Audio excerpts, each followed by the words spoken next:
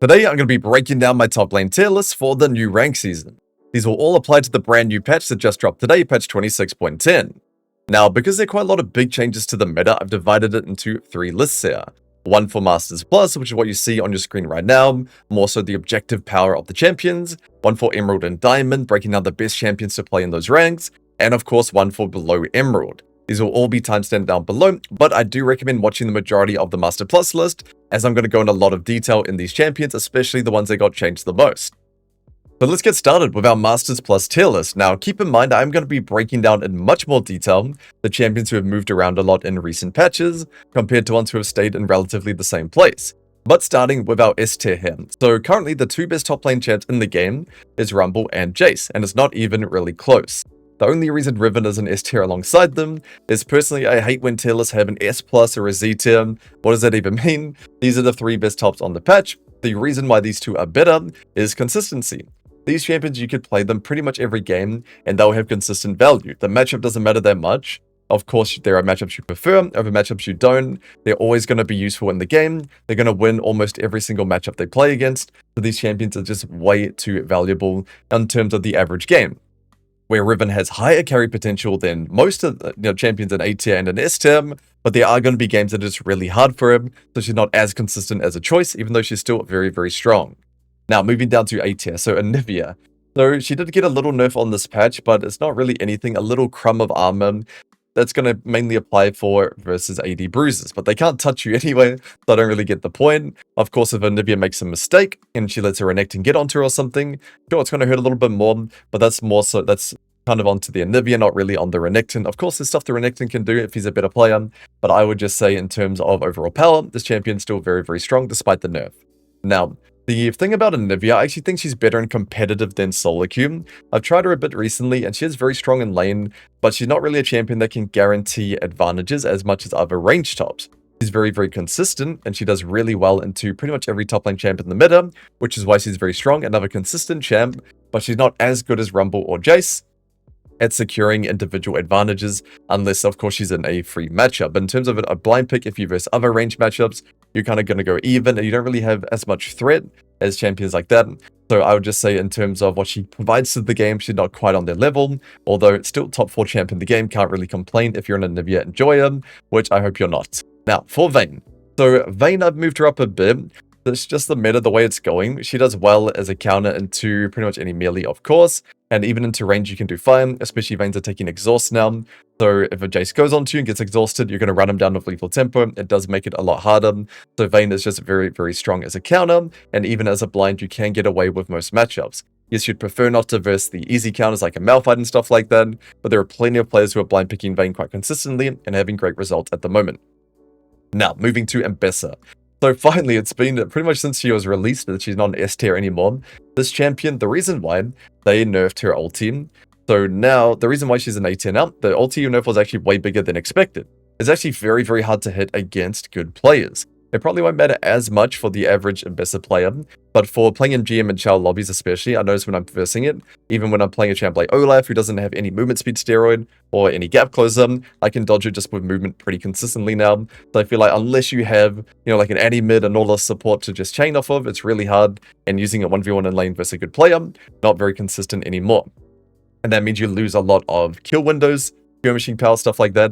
I tried a game of her, and you definitely feel so many ultis, I'd say, in the game I played. Maybe 9 out of my 10 ultis that didn't hit they would have hit on the last patch. They flashed it late or they dashed it late, but on this patch it's not late anymore. It just takes so long. So you actually lose a lot of windows, which matters a lot on a champion like Ambessa, who spiked very early into the game.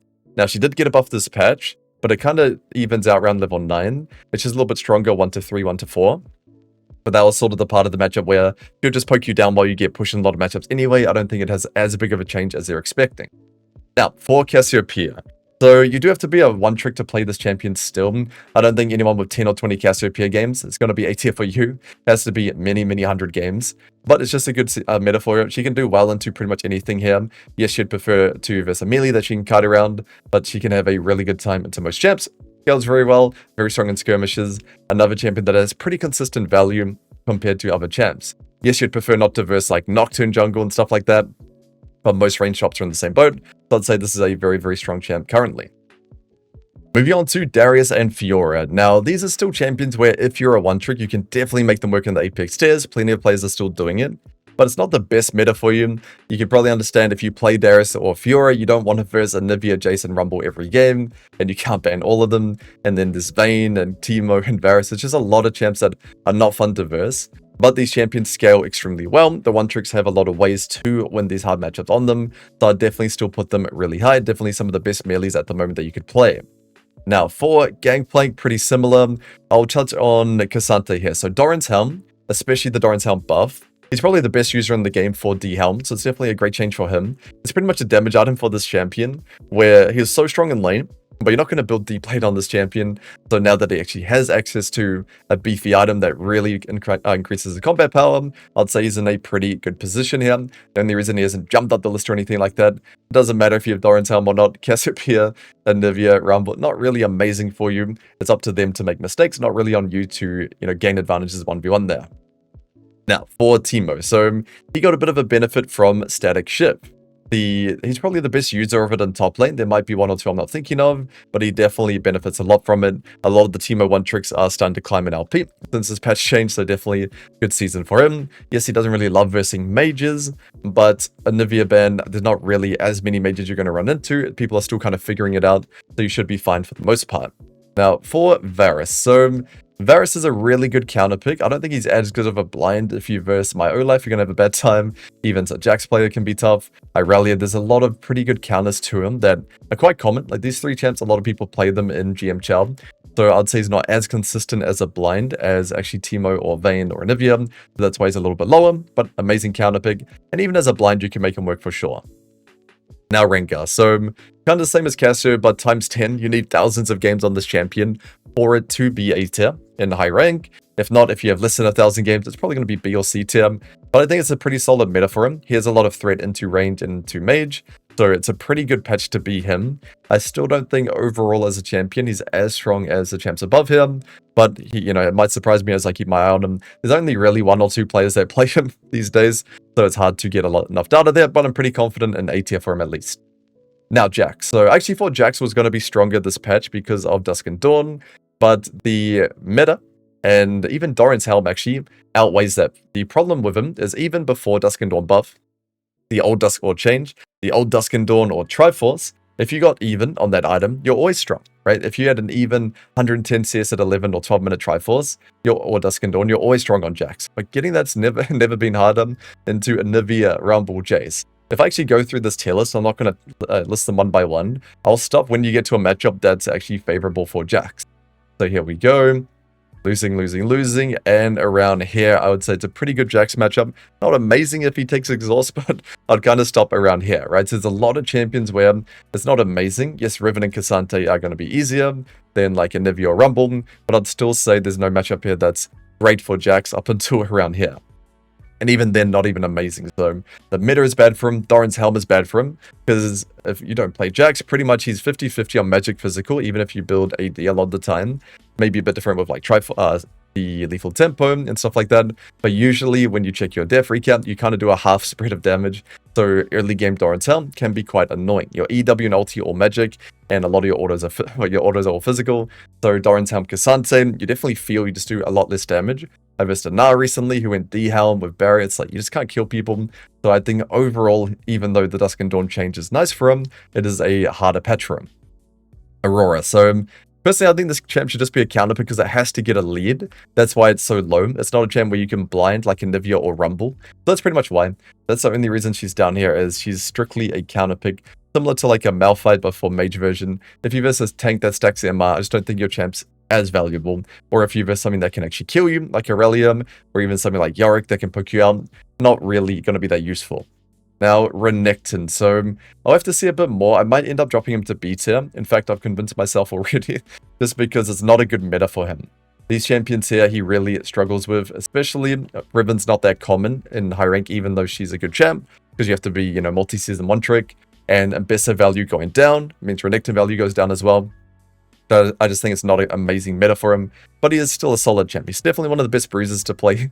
You can see there's very few bruisers up here. You're probably not going to like that if you're a top laner, but it is what it is.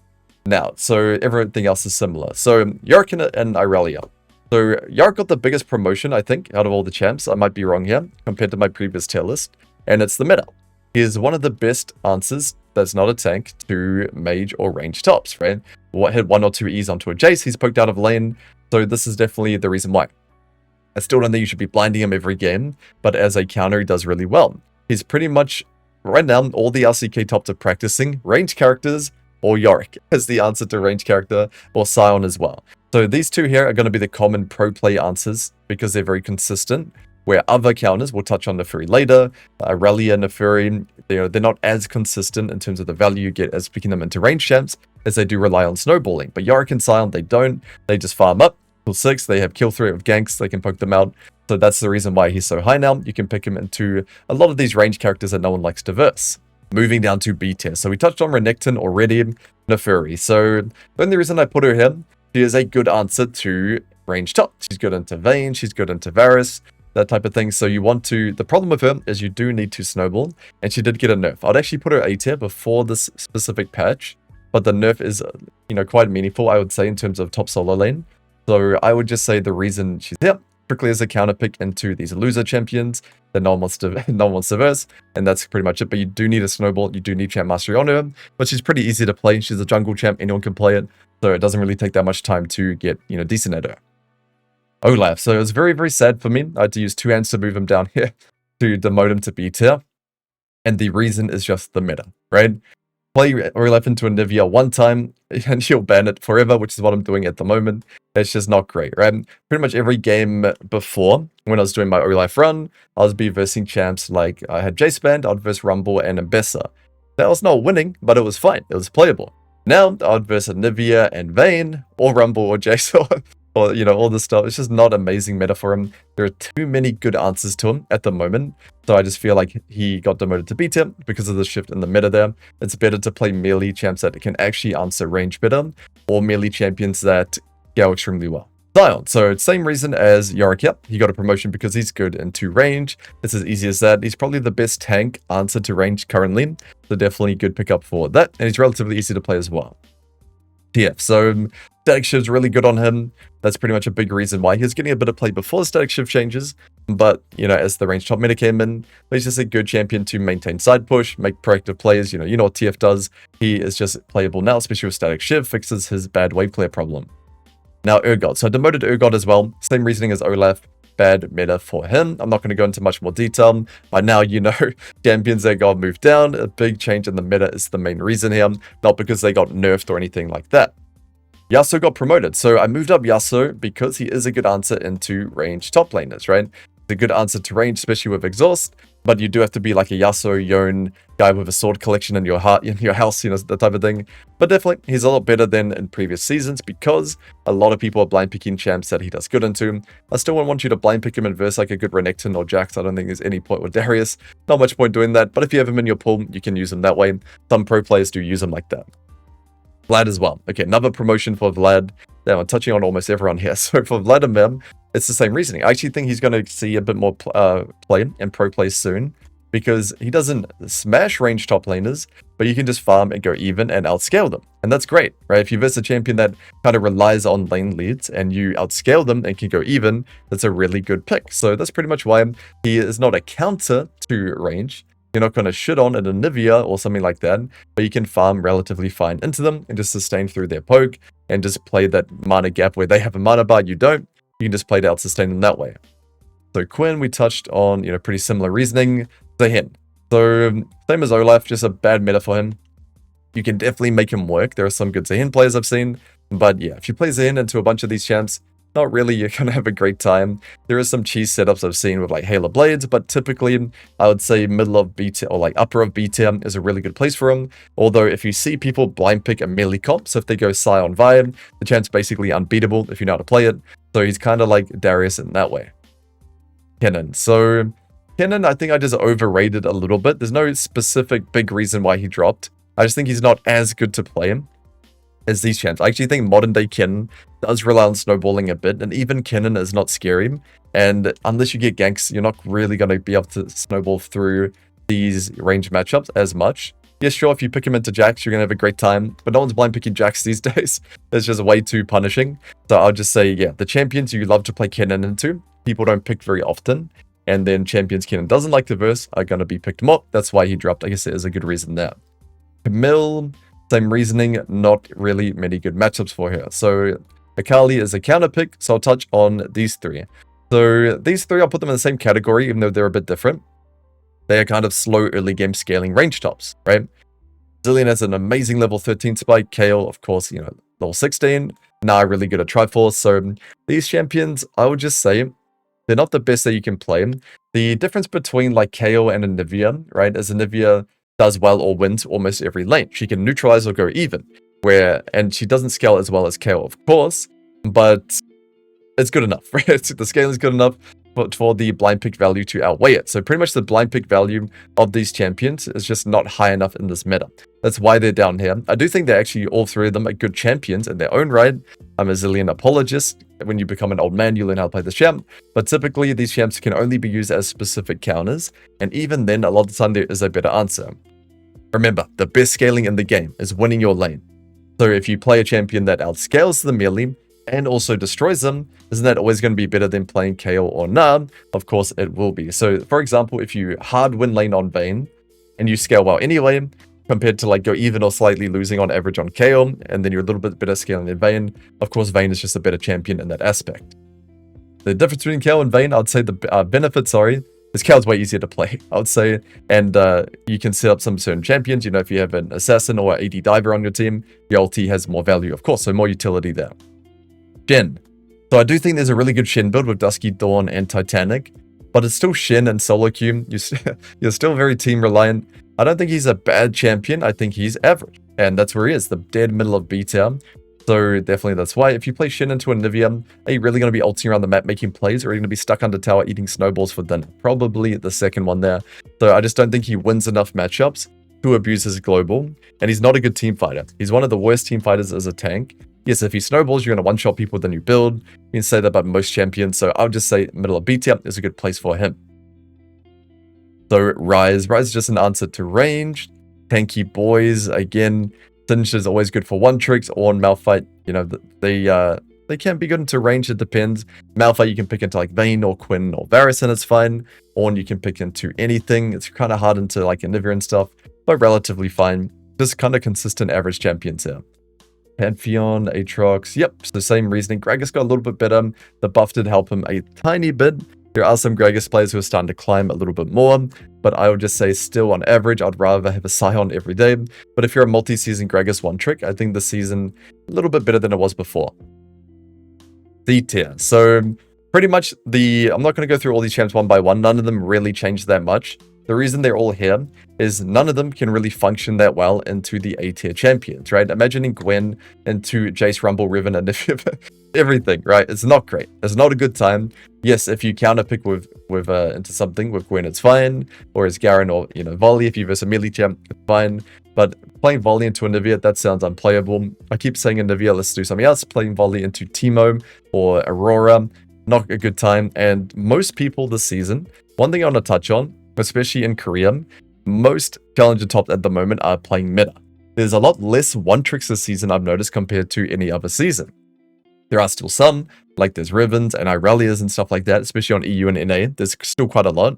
But on Korea, where people are executing their champions to a much higher level, most Chell players are playing the meta. There's very few actual one tricks. There are Fioras and Dariuses and stuff like that, but there's very few, let's just say like a Camille one trick in Chell or a Vlad one trick, stuff like that. Most of them are meta abusers. So these champions that just get obliterated by the meta. You're going to versus meta almost every game. You're not going to get lucky. You're not going to get to play Wukong into a blind pick. Nah, that's not going to happen. So most of the time the matchup will be very, very hard. D tier. So the one champ I have to touch on, finally, after all these years of making tier lists, Shyvana has been promoted. Shyvana is no longer the worst top in the game. It's actually sad for me to say that. Now she is, what, 1, 2, 3, 4, the 6th worst champion in the game. So really big congratulations. Very successful rework there. They really nailed it there. So pretty much, yeah, there's some good builds for her, but she's still dogshit useless in lane. So that's why she's down there, and she doesn't do well into the meta. But her champion value especially if you can go even or even slightly behind in lane, does kind of outperform a lot of other champions in this D tier. So that's why the champions above her are just way stronger in lane. That's why they're here. And the champions below her are similar weakness in lane, but they have less value after lane, especially if they're not snowballed. That's sort of why she made it there. Trundle, I have nothing against him, but if just play one game of Trundle versus like a tell Anivia, some 17-year-old Korean challenger player, you're not going to have a good time there. So pretty much, this is the objective power of the champions in the meta. I still think you can climb and get Chow with the champions in B tier and above. Maybe not one tricking like Akali or something, or Malphite or something, but most of them. Some of them are counter pick only tip, but champions that you can blind, like Olaf, you can get Chow. I did that recently. Renekton, you can. I just think it's going to be a lot harder than the champs in A tier and above. Next up, we have our Emerald/Diamond tier list. Now, for this one, I'm going to be breaking down exactly why certain champions are so good and other champions are so weak in the specific range of ranks, compared to maybe my Master Plus list. So to give a quick example, Ambessa. Why is she so high in the Master Plus tier list and so low here? So basically, to get the most out of her kit, you need to play her to a very, very high level. I'd say only GM and Chell players can squeeze out the value from her kit, abusing your range advantage, utilizing your mobility and range in a way where you poke your opponent down without taking damage in response, that type of thing, and speeding up the game in the mid game. These are all skills that players below GM, below Master really, really struggle with. The big reason why, and usually I really hate using stats as an example, but it's a big reason why she's the lowest win rate top laner on this patch in this rank range. That's just crazy to me, considering how strong the champion's objective power is. Now, let's start on with S tier. Moving on to S. So, Kayle. So, basically, her weakness as a champion is very, very hard to blind pick. But in Emerald and Diamond, she's very easy to blind pick because people aren't going to be executing the wave control. The junglers aren't going to be good enough. That's actually a really big part of it, to be honest. The junglers aren't going to be good enough to dive you with no mercy if you take a bad trade. Junglers, in my experience, don't really dive much until Masters Plus, unless you're literally 1 HP, the freest kill in the world. Most of the time, junglers just full clear and gank people that are overextended in Emerald, Diamond, and below. So you're not going to get dove that much. The Jax players that you verse and stuff like that, their wave control is not going to be good enough to guarantee advantages against you. And even if you do get behind, a lot of time you can still scale up and make it back into the game, because they're not going to speed up the game or close it out cleanly. That's why for Kayle. Since is a different reason. Again, you have to be an OTP to play this champion. But I just think this champion, straight up just sleeper. I think he's such a good champ, to be honest. I'll never play him in my life, but watching it and playing against the Challenger Since one tricks, I've watched a lot of it just to understand it better. He's a very, very good champ. In an Emerald Diamond, you're not going to verse range top players that are good enough. The Gnars, the Jayces, the Teemos even, they're not going to be good enough to make your life miserable. They're not going to proxy block you very often. So this champion is just really gets consistent value, and people don't know how to respect his threat and skirmishes, roams, that type of thing. The map awareness on mid laners are non-existent here. Now, A tier. So I'll start with these three. So pretty much the weakness of these champions is high level spacing from ranged champions, most of them, right? But again, Emerald and Diamond, the ranged top players are not going to be good enough to space you and punish you. If they, let's say, a good example is Olaf versus Teemo is actually Olaf favored until around GM and Chell, and then it's unplayable because the Teemo players are so good. Once they get Swifty boots, you cannot touch them anymore, and their spacing so good, really hard to max range access on them, that type of thing. But in Emerald right now, I could just rock up with one hand and hit any Teemo with my first Q probably, and run them down the lane, right? Because they're spacing. They're not fake ordering and clicking to the side, and there's not high level spacing there. So all these matchups will be a lot easier for these three champions. Warwick being a little bit stronger, as you can brute force bigger advantages, and people don't know how to play against him very well. Where Olaf, is kind of more skill shot reliant, that type of thing. Now, Anivia. So, to be honest, I haven't seen a lot of Anivia in Emerald and Diamond. I've watched a couple of games of it, and just thinking about it holistically, I still think it'll be a pretty strong pick. Again, kind of like Kayle, where, this champ can't get punished anyway, but you can kind of do well in most of your matchups, and you're not going to get that far behind, and she does pretty well into most melees, and this is a rank range where you're going to be versing a lot of melee characters still. In Emerald and Diamond, you might disagree if you play in there, because you'd only remember the bad, crushing memories that keep you up at night. But in Emerald and Diamond, you're not going to verse as many range champs. It's just reality. You're still going to verse some melees. So she's going to have a really good time there. Even as a blind, people won't know the answers to her very well. Now, Garen and... I'll touch on these three. So pretty much, they scale very well, and they can do well in a lot of their matchups. Yes, Garen will struggle into range. Darius might as well. But these champions just have insane scaling. I think scaling is really broken in Emerald Diamond especially. Pretty much below Diamond, to be honest, scaling is really OP. where you saw in the Master Plus list, Rumble, Jayce, that Riven even, if they don't really scale that well. But scaling is not super important in the Apex tiers. Doing well in your matchup and being strong for all the early skirmishes and team fights and executing them well is really important. Where these champions in Emerald Diamond, they're going to scale in most of your games, and they will just take over level 16 throughout, and Darius will just 1v5 anything. You know, Garen, you can just 10 sets per minute really easily, that type of thing. And again, the spacing skill of the ranged top players in Emerald Diamond are not good enough to set you significantly far behind. If you find yourself getting behind often, it's because your skill in melee versus ranged matchups is really low. People seem to think that, oh, I'm a diamond, melee player versus a diamond range. There's nothing I can do. We're the same skill level. But that's not true. Spacing people as the range and spacing people and punishing spacing mistakes as a melee is a skill you can work on. Remember, League is not a bicep girl that just trains the bicep. There's like 1,000 skills in there, and punishing spacing mistakes is a skill you can improve on. So getting a bit off topic there, but that's pretty much a big factor why these champions won't get punished enough consistently. Now, Malphite still use them as a counter. Ornn, again, scaling is really, really important. You can always get strong. Same with Jax. And you're not going to verse really high level. You can see they're down in the dumps here. You're not going to verse high level Rumble, Jayce, Anivia, Kennen yet. They make your life miserable. So Jax is really good here. The only reason he's not S tier is he's really pretty hard to execute, in my opinion. He's one of the hardest easy champs. This kit's so simple, but it's really hard to get the most value out of it. So that's why I've got him in A tier. Purely that ease of execution. I think if you're a really, really good Jax player, you can carry a lot of games in this rank range. Riven as well. Same as Jax. Exact same reasoning as Jax, to be honest. Execution. I think a lot of Riven still struggle to execute it well in this rank range. They died a lot of ganks, just trying to get solo kills all the time. Camille. This is the best place for Camille. I mean, in terms of what rank range to play in, Emerald and Diamond is definitely the best. Again, you can scale for free. The lane opponents you play are not going to be meta abusing dogs every game, and they're not going to pilot the champions good enough to set you behind. So I feel like in this rank range, you can pretty consistently get your item scale up and make high quality plays. Same with Zaahen as well. And Set, I think it depends on the rank. I think high Diamond, he'd be B tier. Low Emerald, he'd be high A tier. So this is kind of a nice place for him. Again, high Diamond, I think, even though the range tops aren't super good, that has pretty low options to punish them compared to like a Fiora or a Darius, right? So that's why he's going to be lower here still. B tier. So I'll touch on this tier as a whole.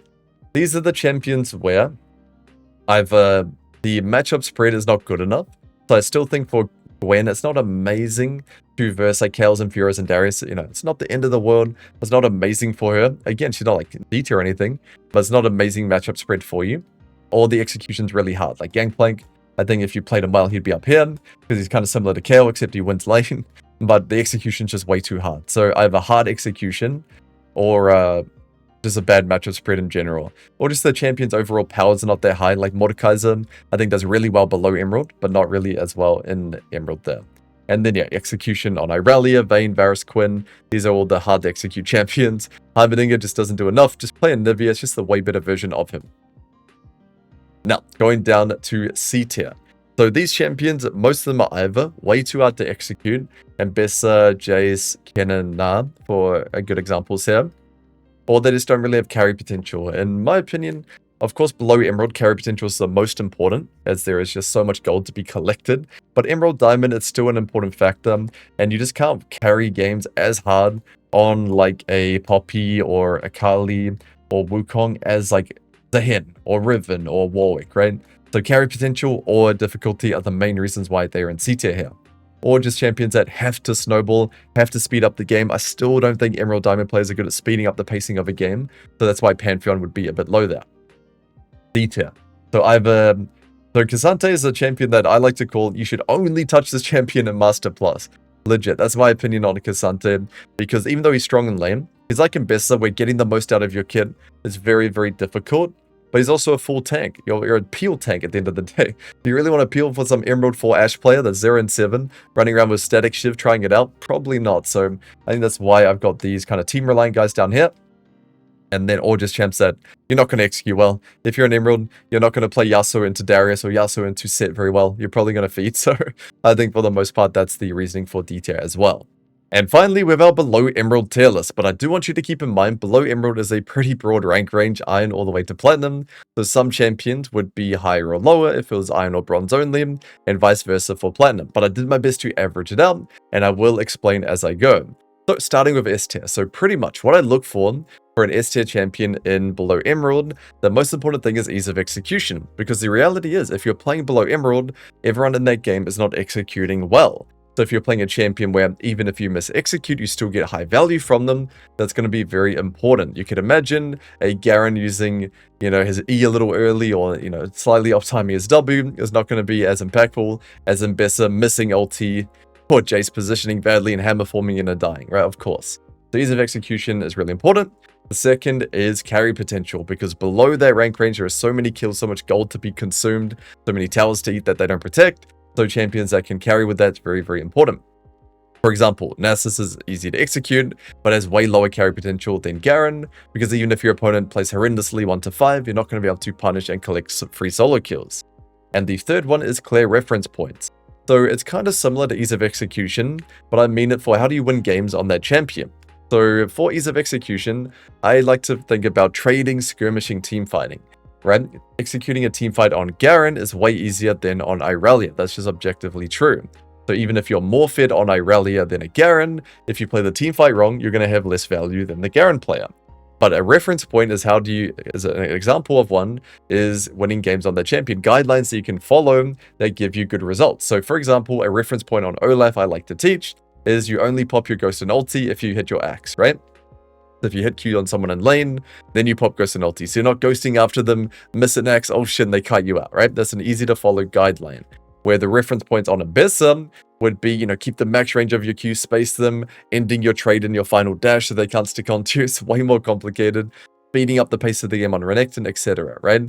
So the way that you win on Garen or Teemo is very, very clear.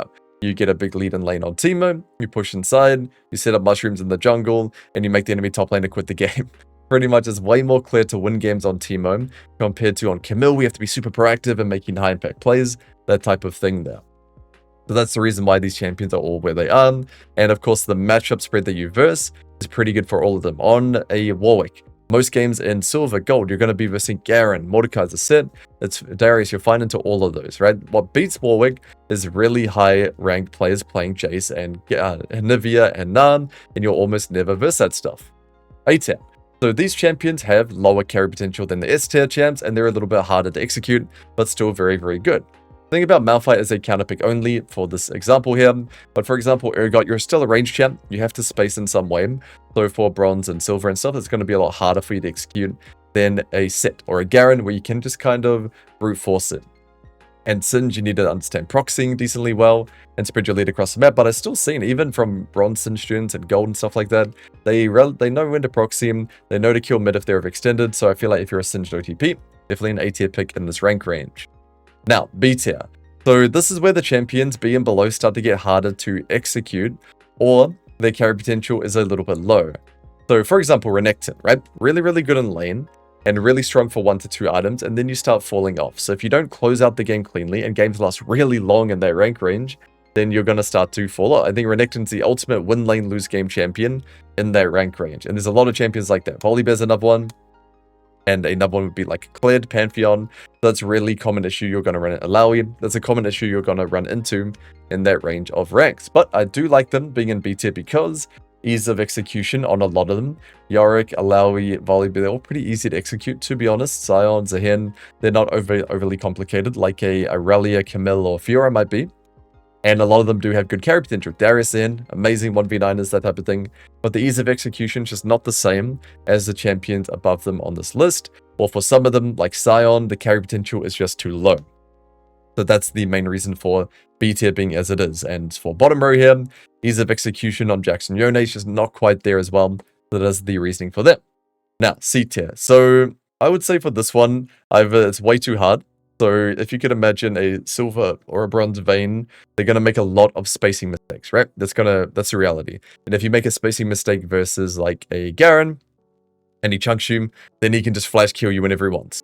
And I've had students ask me, like, how do I play against Garen? How do I do it? And I watch their replay and they're both 60% HP. It's like, yes, of course he's going to flash onto you. How do I respect Garen flash all in? You don't. You respect him when you're full HP and you don't get chunked to 60, but you still punish him with good spacing. And that's just really hard to learn. So that's why these champions are down here, where Teemo's a lot easier to execute because you can, if they go on you, they get blinded, right? And you can sort of brute force it a little bit more. Now, other champions here. You can imagine from Yasuo all the way to Fiora. The ease of execution, you are going to make thousands of minor or major mistakes in the first 10 minutes of the game. That's the reality. I've never seen a Fiora, Riven, or Aurelium below Emerald that didn't miss, or I'd say dozens of opportunities to make dozens of mechanical mistakes that costed them advantages in the first 10 minutes of the game. So that's why even though these champions, if you're 10-0 on Fiora and Silver, of course you're completely 1v9 the game. That's why they're down low. So keep in mind, one thing I do want to touch on here. This is a tier list for players playing in their rank. I know that seems pretty straightforward, but a lot of tier lists, I don't know, they say like Fiora's S tier because you have the best carry potential and you just get fed off your lane. No, you're not going to get fed off your lane if you're a Silver Fiora versus a Silver Garen. They're probably going to have that ease of execution there. So this is for Silver players playing in Silver or Plat playing in Plat. That's why the champions are placed this way, even though, you know, the carry potential of these champs may be higher than the champions in A or S tier.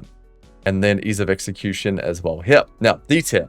So you might be surprised, a lot of these are easy to execute, like Tam or Malphite, but their carry potential is just non-existent. They just don't carry games. You're going to get a lot of gold on Tam, and you're not going to carry the game. That's just what's going to happen in half of your games, to be honest. And then ease of execution, like Aatrox, and even if you execute Aatrox, Cassante, Rumble, even if you do execute them pretty well. Let's say you're a Silver player and you play Rumble to like a gold level, right? Let's say you're overperforming a bit. You don't really want to be playing Rumble in those rank ranges because you want to snowball through side. You want to be farming side tier 2 plates. You want to be collecting kills inside when they overextend, that type of thing. And Rumble's not going to have a good time doing that. Champions that are weak in side lane, I don't really rate them very highly in below Emerald games very often. It's pretty rare. You can see most of these champions can side lane relatively well. And then ease of execution for the rest, or low carry potential. That's pretty much the reason why they're all in D tier. Alright team, that's it for today. I hope you enjoyed the video. If there's any champion at all that I missed on these tier lists, please let me know in the comments below alongside your rank range, and I'll let you know exactly how strong they are. So for example, if you're a Jhin top player in Bronze, I'll let you know it's the worst champion in the game, and please stop playing it straight away. So feel free to comment, and I'll see you for the next video.